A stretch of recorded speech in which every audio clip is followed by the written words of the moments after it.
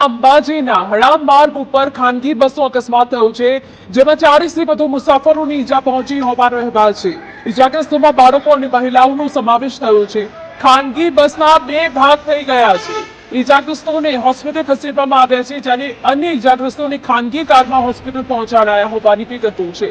કયા કારણોસર આ બસે અકસ્માત નડ્યો છે તે હજુ સુધી વિગતો સ્પષ્ટ નથી થઈ, પરંતુ આ ખાનગી બસમાં કે જેમાં મુસાફરો સવાર હતા અને 40થી વધુ મુસાફરોની ઈજા પહોંચી છે। આ દ્રશ્યો અમે તમને બતાવી રહ્યા છીએ કે જ્યાં સ્થાનિક પોલીસનો કાફલો ઘટનાસ્થળે પહોંચી ગયો છે, સ્થાનિક લોકો પહોંચી ગયા છે, મદદ માટે લોકોને હોસ્પિટલ પહોંચાડી રહ્યા છે। બીજી તરફ લોકોમાં આક્રોશ જોવા મળી રહ્યો છે। ઈજાગ્રસ્તોમાં બાળકો અને મહિલાઓનો સમાવેશ થાય છે।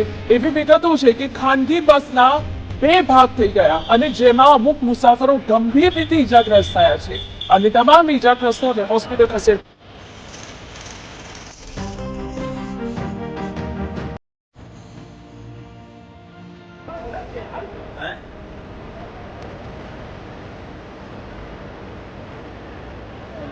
अंदर ना जसो अंदर ना जसो ना ना रिस्क नहीं लेवा बना ना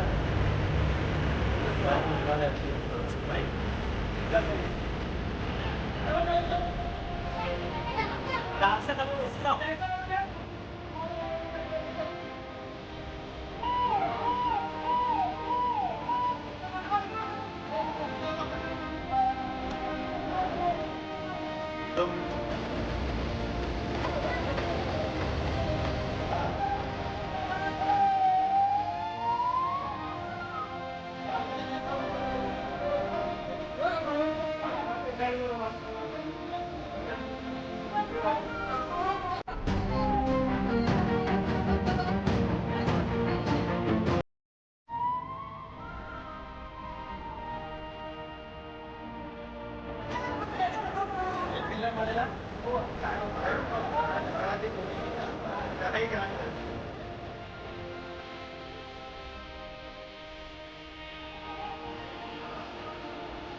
મારું નામ સુનિલ છે, સુનિલ પટેલ। હું ગણેશજી અંબાજી પગપાળા સંઘના એક કર્મચારી તરીકે છું। અમારું મૂળ ગામ કંજરી છે, તાલુકો નડિયાદ છે। અમારો સંઘ દર વર્ષે આવે છે। છેલ્લા 15થી 20 વર્ષથી અમારો સંઘ ચાલુ છે અને અમને અત્યાર સુધી કોઈ તકલીફ પડી નથી, પણ આ વખતે આ એક પ્રસંગ બની ગયો છે। પણ પોલીસ કર્મચારીઓથી લઈ અને સરકારી તંત્રથી લઈ બધું અમને એટલું હેલ્પફુલ થયું છે અને એમના અમે સૌ આભારી છે। સંઘ તરફથી અમે એમના માટે ખૂબ ખૂબ આભાર વ્યક્ત કરીએ છીએ। કેટલા લોકો હતા અને કઈ રીતના ઈજા થઈ છે? લગભગ 40 કે 45 જણ લક્ઝરીમાં હતા, એમાં કંઈક 15-1 જણને ઈજા થઈ છે અને એ નાની મોટી ઈજા થઈ છે।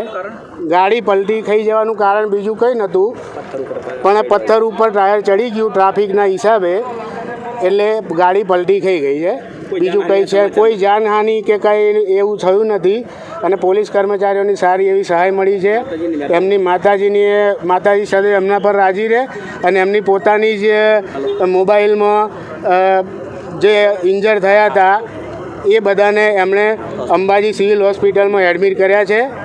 બસ એમનો અમે ખૂબ ખૂબ ધન્યવાદ માનીએ છીએ।